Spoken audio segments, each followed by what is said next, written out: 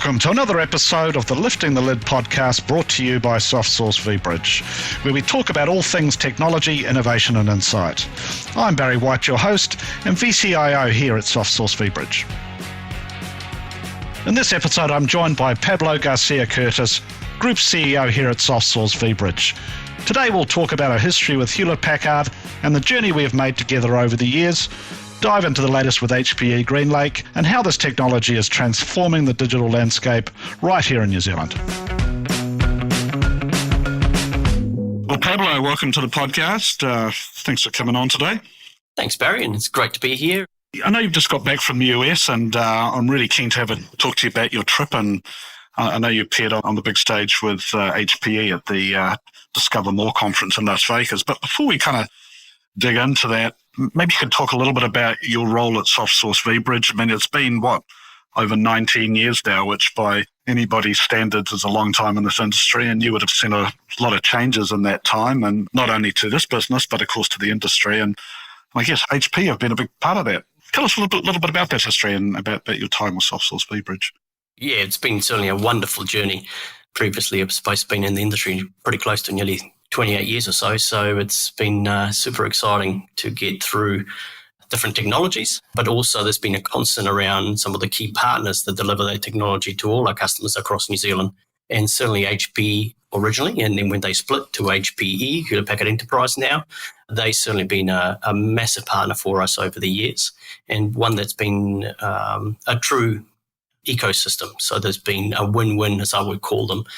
I suppose for our listeners, benefit of our listeners, it's been a partnership that we were seen as early adopters of technology. And I suppose that's what's been building the relationship, not just in New Zealand, but around Asia Pacific, but more importantly, obviously globally now, because we were picked up their technologies and made them to key solutions that made actually sense for our customers.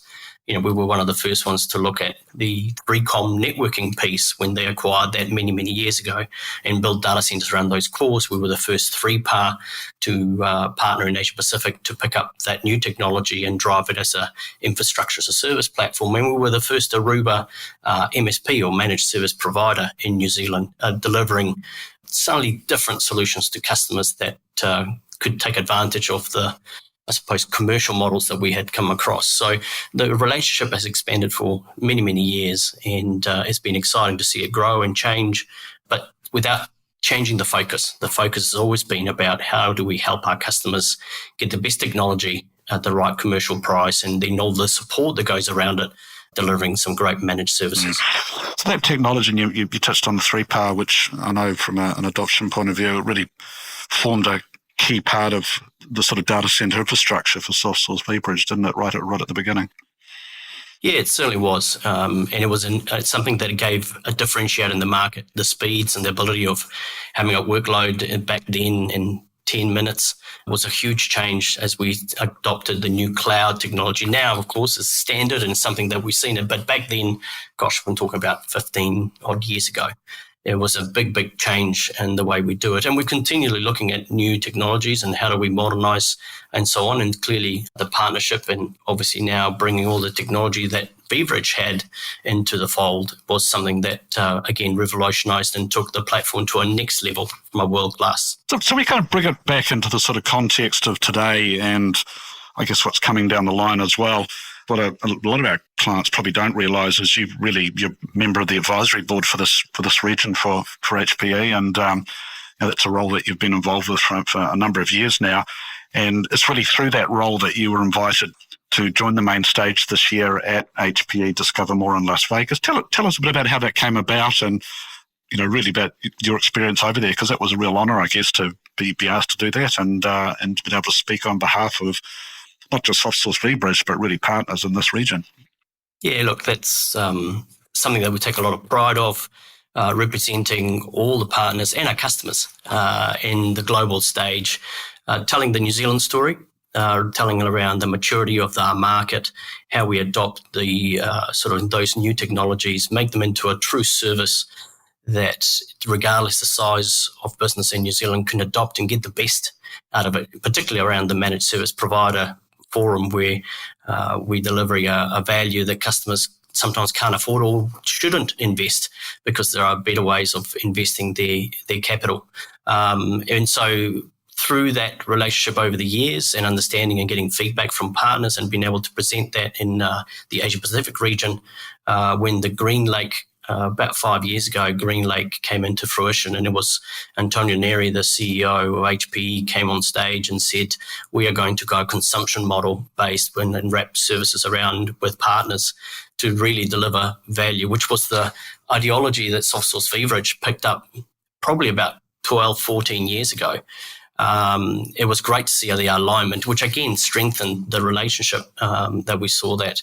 And through that last 5-year journey through the GreenLake, our expertise and what we had created in New Zealand was really noticeable by the vice presidents over there, and they understood that actually we were a great test case. And so through that, there's been some new programs and pilots, I suppose you call it. The Partner Vantage program they've launched now, which may not mean a lot unless you were built into these programs, gave us the opportunity to build some pilots and some new technology into market, and through collaboration with HPE, we've achieved that. So being in these now global councils, taking the story, gave us the opportunity, and they were really proud of what we've done through the indelible our backup and business continuity strategy that we are delivering in the New Zealand market today.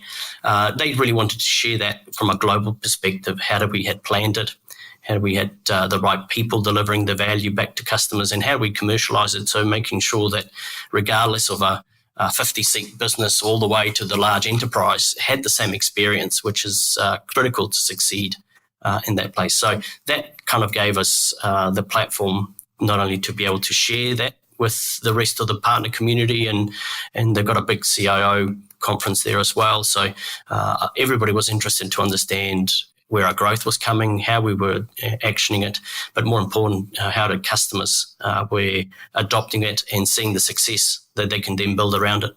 For those who perhaps less familiar with HPE and GreenLake specifically from a strategy point of view, could you talk to us a little bit more about what exactly GreenLake is, and really if we put it in the context of how we've taken advantage of that, and particularly with indelible service, what that really means to our New Zealand customers, and I guess some of the basics around, well, what is GreenLake, and a little bit more about indelible itself. I suppose traditionally, if I go back and look at HPE originally, we were a company that produced great technology. Then the partners would adopt that technology, and we would deliver that on-premise traditionally, where customers will basically capitalise and buy that equipment. And then there will be potentially other partners like ourselves help them install it and then manage it, water it, feed it, and so on. But that was a huge cost, and we know that nowadays there's challenges around cost of cash and cost of human capital, that businesses need to be smarter on how we do it. And we suddenly had this revolution, like I said, a decade ago around the cloud. And so suddenly was, do I need to have things on premises, and when is it right to have the things in the hyperscalers that were delivering value outside in New Zealand? From a New Zealand perspective, we see a true hybrid where actually there's a combination of the hyperscalers requirements for the applications that are right and built for cloud. There are still legacy applications and an end user experience that needs to be sitting in country, and could be at premises in something like manufacturing that requires something to be very close to the goods that they're trying to produce. But there's this middle piece, and that middle piece is where the Softsource vBridge has always excelled, is that we can be the aggregator of both, give the experience of a cloud where it's not on premises and they don't have to have the overheads to run their own data center, but they have partners like ourselves who run these data centers and have the infrastructure built to it. And I suppose that was one of the original concepts that HPE looked at and said, how do we enable partners to grow and grow at the right rate, with the right investment at the right time? So it became an annuity or a consumption model. So GreenLake really originally came out of a finance transactional model, but now it's grown to incorporate some services, incorporate obviously the technology that they're using, and the support. And that could be a hybrid. It could be through partners, or it could be through our global part of like HPE and the services they provide. So suddenly the customer's getting the best of all worlds. They are keeping the capital and reinvesting in the business where they can get better returns. We are fulfilling and helping them grow at the rate they want to grow by our human capital and our people. But more importantly, there are platforms that sit right for the application and the experience they require.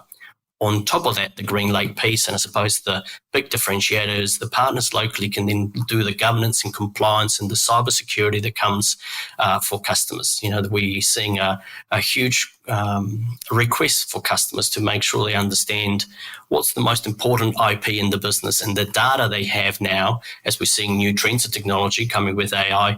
How do they make that from a local perspective under local governance and drive the efficiencies they want to into the business? So GreenLake is an umbrella that allows them to procure in a consumption-based model the right technology at the right place with the key partnerships that give them, like Softsource provides to all our customers. Do you think we're coming off a bit of a bell curve now with the public cloud? We've seen, with a whole bunch of different things such as, the pandemic and other world affairs where we had a race a few years ago for the public cloud, but now, particularly with the evolution of AI, businesses are looking at their data more critically, particularly through the lens of security and compliance. And as you say, looking at those workloads and saying, well, really, it's not appropriate to put that type of data in the public cloud infrastructure. So we're starting to see a lot of rationalization around that. And so really this whole concept of true hybrid is really starting to come into its own now. Do you think that's a sort of a bell curve we're sort of coming into now and it's sort of leveling out and hybrid cloud really is becoming the way of the future, as opposed to what was 4 or 5 years ago? Everybody was obsessed with being in the public cloud, right? The way I would frame it, Barry, is we were in a cloud-first adoption. So everything we thought had to be in the cloud. I think the market's matured. The market's understood a lot better and got educated on actually what is it that I'm trying to do, and therefore what's the experience I'm going to get. And I think also our market in New Zealand, we all have matured a lot more and have delivered a huge range of products that now customers say, well, actually, the experience is very similar. We move from a cloud-first mentality to a cloud economics now. And so now we're looking at the volumes of data that we are working with. We are looking in more particularly as where's the investment and the return that I'm getting? How am I controlling and what's the governance around that piece? And so customers now are looking and saying, well, actually, I don't need to have all the eggs in one basket anymore. I can then look and see what is it that I need to, that I see as the key IP in the organization. I always have the great conversation of saying, what are you going to ensure? If you had to ensure something in the business, what is it? And after a few questions and qualifications, you understand that the data they have and the inside of the business is critical. So sometimes we find that it's the first thing they want to have a little bit more local. They want that ability to understand that if something is not quite right, they have the support structure and the ecosystem around them to actually be able to deliver that very, very quickly. And so there is certainly, when you talk about bell curve, I say to it, there's certainly a requirement and need to have the hyperscalers and what they can provide for some services, without a doubt. No one's going to deny that. 365 is a very good example. There's no point anymore having email in that location in-house. But certainly there's applications in the core of the business. There are opportunities to have that. It's certainly in-country, and we talked about the governance piece already. And it's actually the support that is becoming more critical for customers. Everybody's feeling the pinch and doing more with less. We understand that sometimes headcounts are not available, but actually also the skill set's not. So you used the word local there. From your experience working on the advisory board and your experience in your travels and speaking at the HPE Discover event in Las Vegas, what are the things that you're learning that make this market unique? What are the things that are unique to New Zealand businesses that perhaps have formed an important part of your conversations with HPE and talking about how you deliver solutions to our customers? We have an early adoption rate in the country, which is phenomenal compared to the rest of the world. If you compare to parts of Asia and certainly parts of Europe, even in the United States, some of the conversations we are having now, they won't have it till another 3 years' time. So that was the real interest for them going, how you made it work. We're struggling in other parts of the world to deliver the similar messaging, and why is it? Now, there's several things. One is geographically, we have to compete to the rest of the world, so we want to stay ahead. So using technology as one way of achieving that, and then, that's certainly one advantage that we have. The number 8 wire mentality, and I think that's one of the great things that Softsource vBridge have built the reputation in the market for. It's around that guidance, that strategy, and that partnership. If we take those 3 key pillars, and when you think about when we go and connect with our customers and understand their businesses, how do we help them grow at a rate that is the right thing? So we sort of take that risk. We trial these new technologies. We put solutions in play that are really accessible for customers to grow and adopt. And I think that's the key area, because then they can build their own IP over the top and have that differentiator in the market and the verticals they excel. And if and we're seeing more and more companies take then advantage of our global reach and then start expanding and growing their businesses and take the IP they have overseas. And so, that's something that gives me great pride that in some small way, we're helping the New Zealand GDP to grow by delivering great technologies at the right price and, more importantly, at the right time for them to excel. So, Pablo, just to finish up, in terms of some of this innovation that we're seeing with customers and given the focus around AI today, what are some of the conversations that you're having with customers, and how do you relate that to this technology and GreenLake in particular? How can that help these businesses to develop some of this IP, as you say, and deliver it to their customers, not just here in New Zealand, but internationally? The key, I suppose, is that AI is a fantastic enabler, and we're starting to see a lot of gains around, particularly productivity gains inside organizations. The key is you have to have the house in order. Is your data right for AI? Garbage in, garbage out, that will always work that way. So the structure in this, if we talk about language models, in particular large language models, how do you able to true up? And what I mean by that is accelerate, use that language model that you can create, get the information you need to make the right decisions, and then reduce that cost to you need it. Do it again.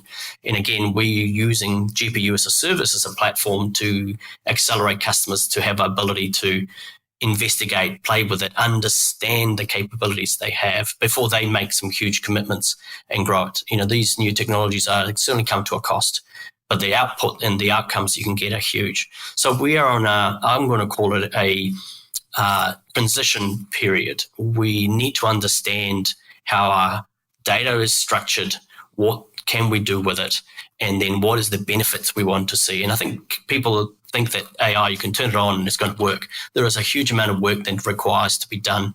And so I think the early adopters, traditional bell curve, the 17% of early adopters are certainly playing with some kind of AI today. 365 and Microsoft done a great job around Copilot about delivering some messaging to it, but customers need to understand the value they're going to get out of that. And so the investment they're making is going to be beneficial if they've done the pre-work. And then from there, look, there is going to be some huge changes in some industries around that. And I'm excited about it, but it comes around back to those core pillars. You've got to have some clear guidance. You're going to have a very clear strategy and a strong partnership. Customers should not try and do this on their own. If they do, they have to have a huge investment. And when we look at New Zealand standard sizes and mid-market or the enterprise, the partnering piece, it becomes critical. And so I think there's excitement around what we can deliver for customers, but more importantly is how can they structure in the sizes of New Zealand, we can model that very, very quickly. Look, thanks very much for coming on today. I think it's been fantastic to hear you tell the story and tell it as only you can. And I know, as you said, it's a very exciting time to be in the industry right now. And I think, very exciting to be involved in the technology and particularly the relationship with HPE. And yeah, thanks again. It's a pleasure, Barry, and it's great to catch up, and hopefully everybody's excited as I am. There's a bright future in industry, and I look forward to seeing how it progresses. Thank you very much for having me.